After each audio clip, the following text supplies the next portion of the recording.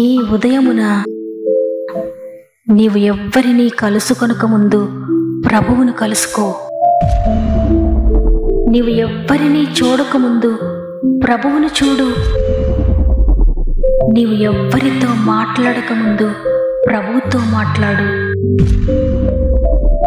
నీవు దేనిని వెదకకముందు ఆయన రాజ్యమును నీతిని వెదకు.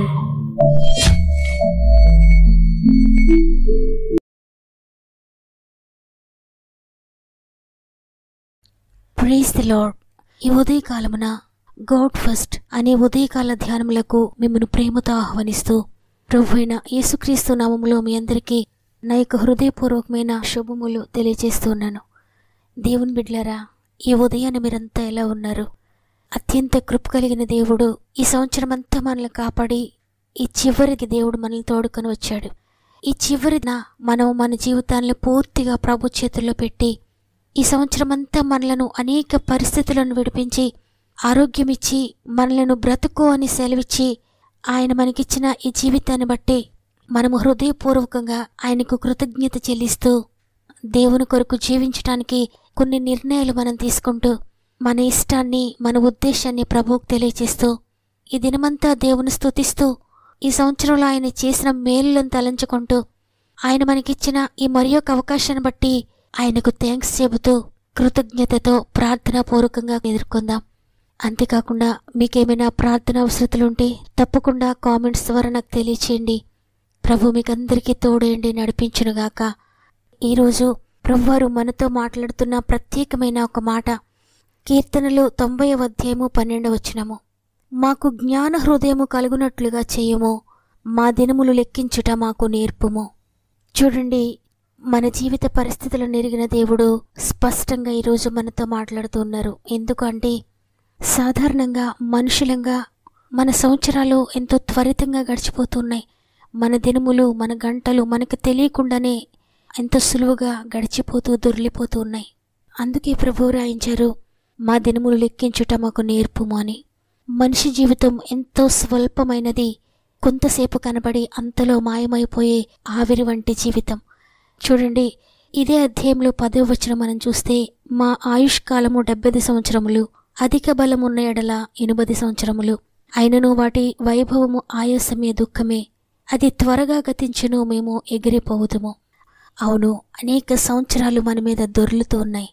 మన జీవితంలో సంవత్సరాలు చాలా త్వరగా గతించిపోతూ ఉన్నాయి. మనం ఒకసారి మన జీవితాన్ని వెనక్కు చూసుకుంటే నాకెన్ని సంవత్సరాలు వచ్చినాయా, అప్పుడే నాకు ఎన్ని సంవత్సరాలు గతించినవా అని అనేకసార్లు మనందరం అనుకుంటూనే ఉంటాం. ఈ విధంగా మనకు తెలియకుండానే మన ఆయుష్కాలము బాల్యప్రాయం నుండి యవనప్రాయంలోనికి, యవనప్రాయం నుండి నడిప్రాయంలోనికి, నడిప్రాయం నుండి వృద్ధాప్యంలోనికి వెళ్ళిపోతూ కొంతసేపు కనబడి అంతలో మాయమైపోయినట్లుగా మన యవ్వన ప్రాయము, మన బలము, మన శక్తి అంతా కోల్పోయిన తర్వాత అప్పుడు తిరిగి వెనక్కి చూసుకుంటే మన జీవితాన్ని ఒక్కసారి పరిశీలించుకుంటే అంతా నిరాశగా, మన జీవితం అంతా గాలికై ప్రయాసపడినట్లుగా, ఎంతో వ్యర్థంగా గడిచిపోయినట్లుగా మనం బాధపడతాం. కేవలము మన సంవత్సరాలన్నీ ఈ శరీరం కోసం, పిల్లల కోసం, భర్త కోసం, లేక భార్య కోసం, ఉద్యోగం కోసం, వ్యాపారం కోసం ఈ విధంగానే గడిచిపోయినవి. దేవుని కొరకు నేను చేసింది ఏమిటి అని మనం ఎంతో దుఃఖపడతామని ప్రభువుకు తెలుసు. అందువల్లే ఒక్కసారి మీరు ఇప్పుడే ఈ సంవత్సరంలోనే మీ జీవితాన్ని గురించి ఆలోచించండి, మీ వయసును గురించి ఆలోచించండి, మీ దినములను లెక్కించండి, మీ గంటలను లెక్కించండి, మీ సంవత్సరాలను లెక్కించండి అని ప్రభు మనల్ని హెచ్చరిస్తూ ఉన్నారు. మన జీవితంలో ప్రభువు ఇంకా ఆయుష్కాలను ఎందుకు పొడిగిస్తున్నారు? అనేక మంది చనిపోయినా మనలను ఇంకా బ్రతికించి, అనేక పరిస్థితులు మనకెదురై మరణించవలసిన వారంగా ఉన్నా మరలా బ్రతికించి, మరలా ఇంకొక నూతన సంవత్సరంలోనికి దేవుడు మనల్ని ఎందుకు నడిపిస్తున్నాడంటే ఇప్పటికైనా నా కొరకు జీవిస్తారేమో, ఇప్పటికైనా పరిశుద్ధంగా జీవిస్తారేమో, ఇప్పటికైనా పాపమును విడిచిపెడతారేమో అని ప్రభువు ఇంకా మనకు అవకాశాలు ఇస్తూ, ఇంకా మన జీవితకాలను పొడిగిస్తూ మన కొరకు ఎదురు చూస్తున్నారు. చూడండి, లూకాసు వార్త 13వ అధ్యాయము 6వ వచనం నుండి మనం చదివితే, ఒక మనుషుని ద్రాక్ష తోటలో అంజూరపు చెట్టు ఒకటి నాటబడి ఉండెను. అతడు దాని పండ్లు వెదక వచ్చినప్పుడు ఏమీ దొరకలేదు. గనుక అతడు, ఇదిగో 3 ఏండ్ల నుండి నేను ఈ అంజూరపు చెట్టుకు పండ్లు వెతకవచ్చుచున్నాను, కానీ ఏమీ దొరకలేదు. దీనిని నరికివేయము, దీనివలన ఈ భూమియు ఏల వ్యర్థమే పోవాలని ద్రాక్ష తోటమాలతో చెప్పాను. అయితే వాడు, అయ్యా, నేను దాని చుట్టూ త్రవ్వి ఎరువు వేయి మట్టుకు ఈ సంవత్సరము కూడా ఉండనిమ్ము, అది ఫలించిన సరే, లేని ఎడలా నరికించి వేయమని చెప్పాను. దేవుడు మనకు మరలా సంవత్సరాలు పొడిగిస్తూ మనకు నూతన సంవత్సరాలు ఇస్తూ ఇంకా బ్రతికిస్తున్నారు అంటే మనం ఫలించాలని ఆయన ఎంతగానో మన కోసం ఎదురు చూస్తున్నారు. దేవుని బిడ్డలారా, ఇంకా మన చుట్టూ కంచి వేసి ఎన్ని పరిస్థితులు ఎదురవుతూ ఉన్నా ఇంకా మనల్ని కాపాడుతూ ఉన్నారు. ఎందుకంటే ఆయన కొరకు జీవించాలని. మనలో ఎంతోమందికి దేవుడు ఈ విధంగానే సంవత్సరం ఇచ్చారు. ఆయన ఇచ్చిన అవకాశం గనుక పోగొట్టుకుంటే ఆ అంజురపు చెట్టు గురించి మాట్లాడినట్లే ఈ సంవత్సరం మట్టుకు ఉండనేమో, ఫలించకపోతే నరికివేయడని చెప్పినట్లు తండ్రి అయిన దేవునిని యేసుప్రభువారు తోటమాలి వలె బ్రతిమాలుకుంటున్నారు. మన పక్షంగా యేసుప్రభువారు తండ్రి అయిన దేవునిని ఈ సంవత్సరం కూడా ఉండనివ్వండయ్యా, ఇంకొక అవకాశం ఇవ్వండయ్యా, వారిప్పటికైనా మారు మనసు పొందుతారేమో, ఇప్పటికైనా పాపమును విడిచిపెట్టి పరిశుద్ధంగా జీవిస్తారేమో, ఇక ఒక్క సంవత్సరం బ్రతకనివ్వండి అని అడుగుతూ ఉన్నారు. కాబట్టి ఈరోజు ఈ మాటలు వింటున్న ప్రియ చెల్లి, ప్రియ తమ్ముడు, ప్రియ అక్క, అన్న, మీరు ఇంతవరకు ఒకవేళ ప్రభు కొరకు జీవించలేకపోయారేమో, మీ ఆయుష్కాలము 20 సంవత్సరాలు, 30 సంవత్సరాలు, 40 సంవత్సరాలు, లేక 50, 60 ఈ విధంగా మీ సంవత్సరములు ఎన్ని గతించినవో ఒకసారి వెనక్కి చూచి మీరు జీవించిన ఇన్ని సంవత్సరాల్లో మీరు దేవుని కొరకు ఏమి చేశారు, మీరు దేవుని కొరకు జీవించింది ఎంత, మీ కొరకు మీ కుటుంబం కొరకు జీవించింది ఎంత అని ఒక్కసారి గుర్తు చేసుకుని మనం ప్రవేశించే ఈ నూతన సంవత్సరంలోనైనా మన ఆయుష్కాలం ముగించక ముందు కొన్ని సంవత్సరాలైనా ప్రభు కొరకు జీవించాలని ప్రభు ఎంతగానో కోరుకుంటూ ఉన్నారు. కాబట్టి మనందరం ఇప్పటికైనా ప్రభు కొరకు జీవిందామా? ప్రభు కొరకు జీవించినట్లయితే ఇంకా మీ ఆయుష్కాలం పొడిగించబడుతుంది. ఇంకా ఇంకా ప్రభు మీకు అనేక సంవత్సరాలు ఇస్తూ ఉంటాడు. ఎందుకంటే ఆయన కొరకు పని చేసే వారి బలాన్ని దేవుని కొరకు ఉపయోగించిన వారికి వారి బలం ఆశీర్వదించబడుతుంది. వారి సమయాన్ని దేవుని కొరకు ఉపయోగించిన వారికి వారి సమయం ఆశీర్వదించబడుతుంది. వారి ఆరోగ్యాన్ని దేవుని కొరకు ఉపయోగించిన వారికి వారి ఆరోగ్యం ఆశీర్వదించబడుతుంది. వారి ధనాన్ని దేవుని కొరకు ఉపయోగించిన వారికి వారి ధనం ఆశీర్వదించబడుతుంది. ఈ విధంగా నీవు దేవుని కొరకు ఏది ఉపయోగిస్తావో అవన్నీ కూడా నీ జీవితంలో ఆశీర్వదించబడబోతున్నాయి. కాబట్టి నేను నీ కొరకు జీవిస్తానయ్యా అని ఈ ఉదయాన మన నిర్ణయాన్ని దేవునికి చెప్తామా? ఎన్నో సంవత్సరాలు గతించిపోయి అయ్యా, ఇంతవరకు నేను నీ కొరకు జీవించలేకపోయాను, ఇక నుండి నీ కొరకు జీవిస్తానని కన్నీటితో ప్రభు పాదాలను పట్టుకుందాం. ఇంకొంతకాలము ఆయుష్ పెంచుము, నా బ్రతుకు మార్చుకుందును సమయము నిమ్ము. ఇంకొంతకాలము ఆయుష్ పెంచుము, నా బ్రతుకు మార్చుకుందును సమయము నిమ్ము.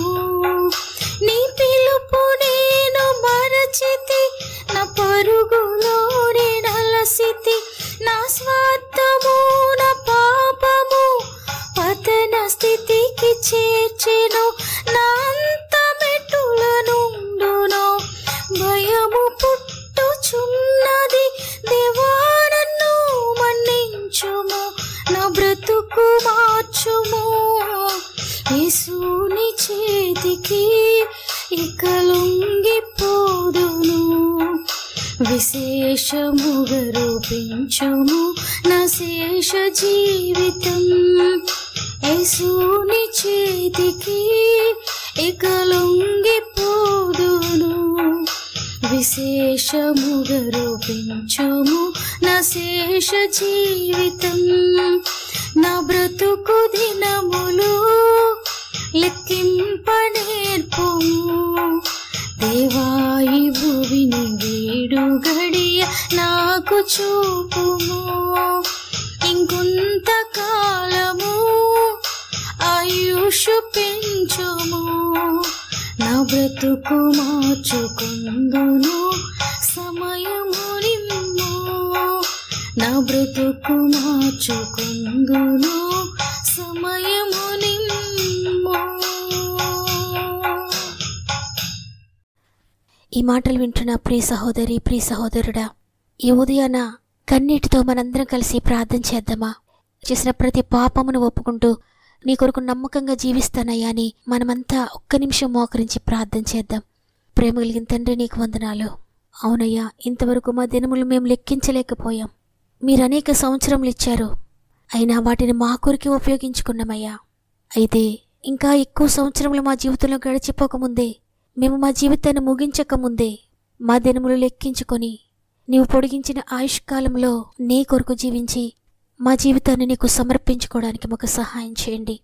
ఈరోజు ఈ మాటలు విన్న ప్రతి ఒక్కరిని మీరు దర్శించారని అయ్యా, ఈ వాగ్దానాన్ని ప్రతి ఒక్కరూ రిసీవ్ చేసుకోవడానికి, ఈ వాగ్దాన ప్రకారం జీవించడానికి, అనేక ఆశీర్వాదాలు పొందుకోవడానికి సహాయం చేయండి. దుర్దినములు రాకముందే నీ బాల్య దినములేందే సృష్టికర్తను స్మరణకు తెచ్చుకోమని సెలవిస్తూ ఉన్నారు. అవునయ్యా, మా దినములు గతించిపోకముందే, మేము మరణానికి వెళ్ళకముందే మా సమయాన్ని, మా జీవితాన్ని నీకు సమర్పించుకుంటున్నామయ్యా. ఈరోజు ఎంతమంది మోకరించి ప్రార్థిస్తూ ఉన్నారో ప్రతి ఒక్కరి ప్రార్థన మీరు ఆలకించండి. ప్రతి ఒక్కరిని అంగీకరించండి అయ్యా. నీ ఆత్మశక్తిని వారికి దయచేయండి. మీరు పొడిగించిన ఆయుష్కాలాన్ని ఎంతో నమ్మకంగా ఉపయోగించడానికి సహాయం చేసి ప్రతి ఒక్కరిని నీ బలమైన అభిషేకంతో నింపి వారి చేపట్టుకొని నడిపిస్తారని మా ఆత్మీయ కుటుంబమును నీ గాయపడిన చేతులకు అప్పగించుకుంటూ యేసయ్య పరిశుద్ధమైన నామంలో అడిగి వేడుకొంచున్నాను తండ్రి, ఆమెన్. ఈరోజు ఈ వాగ్దానాన్ని వింటున్న ప్రియ చెల్లి, ప్రియ తమ్ముడు, ఇంతవరకు ఒకవేళ నీవు దేవునికి దూరంగా జీవించిన, నీ జీవితంలో అనేక సంవత్సరాలు వ్యర్థపరిచినా కూడా భయపడొద్దు. ఇక నుండి నేను నీ కొరకు జీవిస్తానయ్యా. నేను క్రొత్త సంవత్సరాన్ని ఎదుర్కోబోతూ ఉన్నాను. ఇన్ని సంవత్సరాలు నన్ను కాపాడారు. ఈ సంవత్సరంలో ఇక చివరి 2 దినాలే ఉన్నాయి. నా జీవితాన్ని నేను సరిచేసుకుంటున్నానయ్యా, నన్ను క్షమించండి అయ్యా అని మనందరం కూడా మన జీవితాలను సరిచేసుకుందాం. మన దినములను లెక్కించుకుందాం. సజీవ యాగముగా ఆయనకు మనల్ని మనం సమర్పించుకుంటూ నూతన సంవత్సరంలోనికి అడుగు పెడదాం. నూతన సంవత్సరంలో ఆయన కృప, ఆయన కనికరము, ఆయన కాపుదల మనకు ఉండాలని, ఇక ముందు సంవత్సరాలేవి కూడా వ్యర్థమవకుండా దేవుడు మనలను నిలబెట్టాలని ఈ 2 దినాలు ప్రార్థనలో పోరాడదాం. ఇక ముందు మనకు అవకాశాలు ఉన్నాయో లేవో మనకు తెలియదు. ఇంకొక సంవత్సరం మనం ఉంటామో లేదో మనకు తెలియదు. కాబట్టి ఇంతవరకు బ్రతికించిన దేవునికి మన జీవితాలను సమర్పించుకుంటూ ప్రార్థన చేద్దాం. నూతన సంవత్సరం కొరకు ఎదురు చూద్దాం ప్రార్థనతో. ఈ వాగ్దానం నా కొరకే దేవుడు నాతో మాట్లాడాడన్న వారందరూ ఆమెనని తప్పగా కామెంట్ చేయండి. మీ ఇష్టాన్ని తెలియజేస్తూ తప్పకుండా లైక్ చేయండి. అనేక మందికి ఈ వాక్యాన్ని షేర్ చేయండి. ఎందుకంటే ఇంకా అనేక మందికి రక్షణ సువార్త అందవలసి ఉంది. మీకు తెలిసిన వారందరికీ ఫేస్బుక్ ద్వారా, వాట్సాప్ స్టేటస్ ద్వారా, ఇంకా ఏ విధంగానైనా అనేక మందికి వాక్యాన్ని షేర్ చేయండి. దేవుడు మిమ్ములను, మీ కుటుంబాలను దీవించి ఆశీర్వదించునుగాక. దేవుని చిత్తమైతే మళ్ళీ రేపు అందరం కలిసి ఆయనను స్తుతిందాం. అంతవరకు ప్రభు మీకు, మీ కుటుంబాలకు తోడయుండి నడిపించునుగాక. God bless you.